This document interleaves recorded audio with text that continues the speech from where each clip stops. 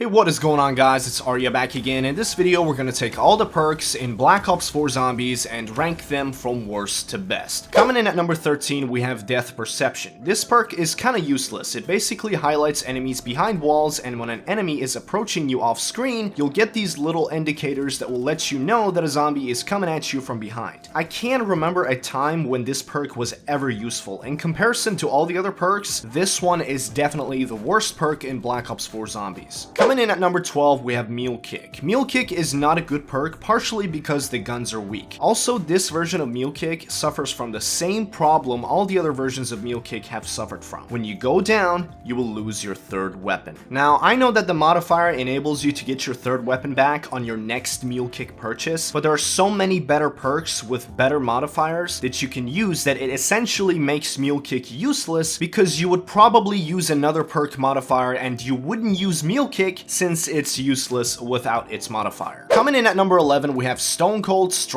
I don't mind this perk, but the only map it's useful in is Classified, because this perk is only useful if you're camping, and Classified is the only map you would ever camp in to get to a high round. And that's because the other maps have different enemy types and different boss zombies, and you would never survive if you were to camp in those maps. I think this perk is not good enough because it's very specific to a certain playstyle. Coming in at number 10, we have Bandolier Bandit. This perk basically gives you extra ammo, and I understand that some people might think that it's useless because the guns are so weak, so why would you want extra ammo on those weak ass weapons? But the thing is, it gives the wonder weapons extra ammo as well. Now, some of the wonder weapons are weak as well, but if you have a weapon like the Circuit's Kiss and you have this perk, it gives you extra ammo, and that could actually make a big difference. I also like the modifier. It basically replaces Speed Cola to an extent, but as far as the positives about this perk go, that's about it. Coming in at number 9, we have Winter's Wail. This is a good perk, but the problem I have with it is that the cooldown time on it is so long that there is very little chance that it'll be available for you when you actually need it. It's just not as reliable as you would want it to be, and that's why it comes in at number 9. Coming in at number 8, we have Electric Burst. This perk is good because it's reliable. It's useful whether you're camping or you're training. And since the zombies in this game are more aggressive and they're faster than ever, this perk could get you out of a sticky situation. Especially now that we don't have Speed Cola anymore and it takes longer than ever to reload, Electric Burst could come in clutch. Coming in at number 7, we have PhD Slider. As you know, there aren't that many explosive weapons in Black Ops 4. There is the Pack-a-Punched Trench Gun, the King in the Country, and there's the Helion Salvo, but the Helion Salvo is the most powerful weapon in the game right now. You can kill the Blightfather with 3 shots, so it's a really good weapon to train with, but if you don't have PhD Slider, there's a very good chance that you're gonna down yourself, so in order to use the best weapon in the game, this perk is a necessity, and that's why it comes in at number 7. Coming in at number 6, we have Deadshot Dealer. Black Ops 4 has done the impossible.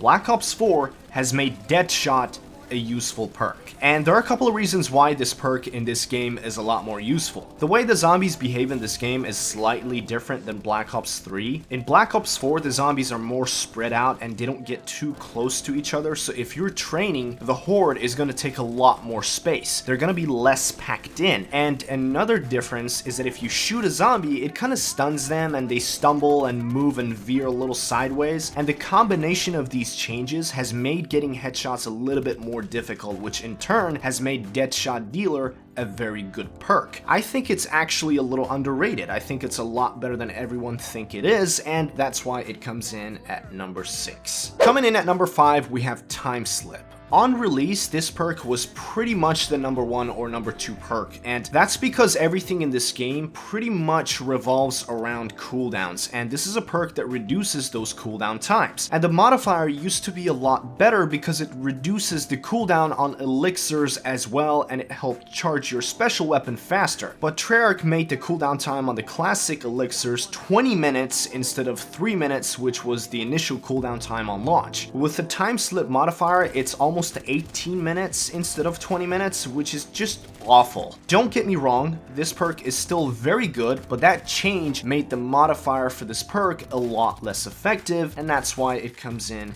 at number 5. Coming in at number 4, we have Stamina Up. I'm not gonna lie to you, the reason why this perk is so high on this list is mostly because I like this perk a lot. But you can't deny that it is a really good perk. With the zombies being so fast and sprinters spawning in the 50s and so many other enemy types like dogs and Brutus, you're gonna want to run fast, and if you have the modifier, you have unlimited fast sprint, which is very useful, especially if you want to do speedruns or things along those lines. Stamina Up is necessary if you're training, and overall it's a very good perk, and it comes in at number 4. Coming in at number 3, we have Dying Wish. This is the ultimate clutch perk. It gives you a second chance. It's kind of like the OG Quick Revive. It saves you from going down. I wish the cooldown time on it would be shorter, but it makes sense since it literally saves your life from certain death. Speaking of saving your life, coming in at number 2, we have Quick Revive. In a game with no Juggernog, a perk that gives you a shorter delay before regenerating health and increased regeneration rate is absolutely necessary. I believe this is one of the few crutch perks in this game. It's a necessity. Dying Wish can save you when you're about to die, but Quick Revive makes it so that you don't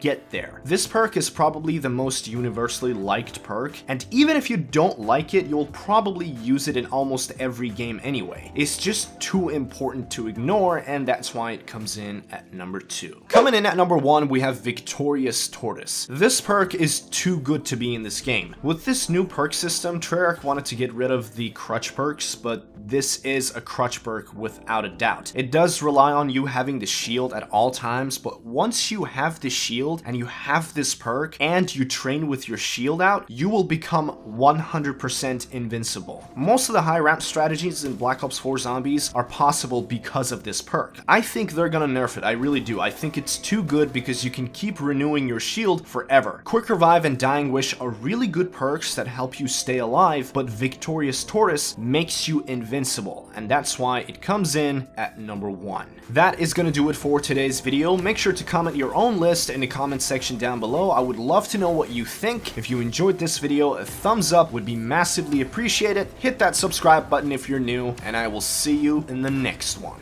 Peace.